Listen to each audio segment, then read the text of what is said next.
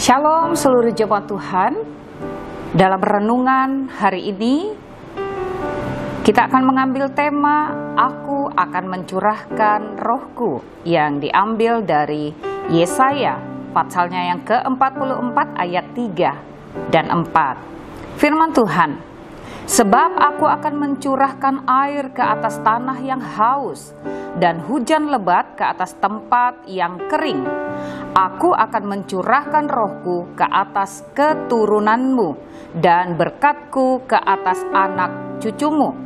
Mereka akan tumbuh seperti rumput di tengah-tengah air, seperti pohon-pohon gandarusa di tepi sungai.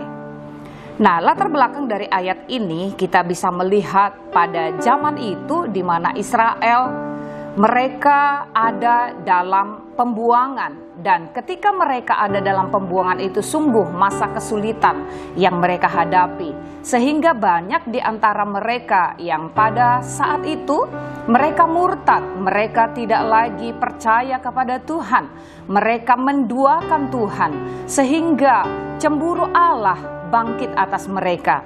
Dan kalau kita lihat di dalam Yesaya pasalnya yang pertama, ayat yang keempat, firman Tuhan berkata, celakalah bangsa yang berdosa, kaum yang syarat dengan kesalahan, keturunan yang jahat-jahat, anak-anak yang berlaku buruk.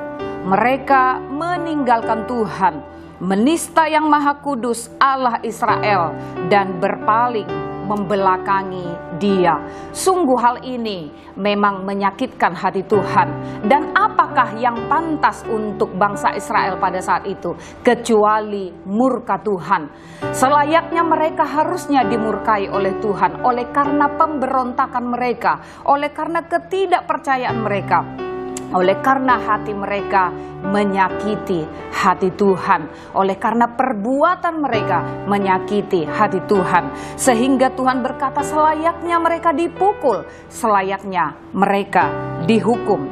Tetapi oleh karena kasih-Nya, bukan penghukuman yang Tuhan rancangkan, oleh karena kasih Allah yang besar, oleh karena pengampunannya, bukan penghukuman yang dirancangkan bagi bangsa Israel. Sehingga dalam renungan yang kita baca hari ini, dia berkata, aku akan mencurahkan air ke atas tanah yang haus. Artinya Tuhan tetap menantikan pertobatan dan menjanjikan pemulihan untuk orang Israel yang sangat dikasihinya. Tuhan tetap menantikan mereka untuk kembali.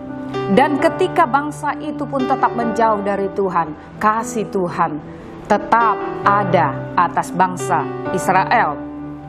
Tuhan berjanji mencurahkan rohnya ke atas umatnya. Tuhan berjanji akan memulihkan bangsa Israel. Oleh karena apa? Apakah karena perbuatan bangsa Israel yang menyukakan Tuhan? Tidak, tetapi semata-mata oleh karena anugerah Tuhan, semata-mata oleh karena kasih Tuhan. Demikian dengan kita, umat yang percaya kepada Tuhan. Apakah hari-hari ini ada dalam hati kita ketidakpercayaan kepada Tuhan? Apakah hari-hari ini ada pemberontakan dalam hati kita terhadap Tuhan? Tuhan tetap menantikan kita. Dia tetap menantikan anaknya untuk kembali kepada Dia. Tangan Bapa selalu terbuka bagi kita. Tangan pengasihannya tidak pernah meninggalkan kita. Dia berjanji, Dia akan memulihkan kita. Dia berjanji, Dia akan mencurahkan rohnya kepada kita. Dan oleh roh yang dicurahkan bagi orang percaya, bagi umat Tuhan, roh itu akan menuntun kita kepada kebenaran. Roh itu akan memampukan kita untuk menjalani pertobatan setiap hari. Oleh Roh Kudus Allah yang memampukan kita untuk berjalan melewati setiap tantangan pergumulan kehidupan dalam hari-hari kita sekarang ini. Oleh karena itu umat Tuhan, biar Roh Kudus Tuhan kita izinkan untuk bekerja dalam hidup kita, karena Roh Kudus itu dicurahkan bagi kita untuk menolong kita. Selamat beraktivitas, Tuhan Yesus memberkati.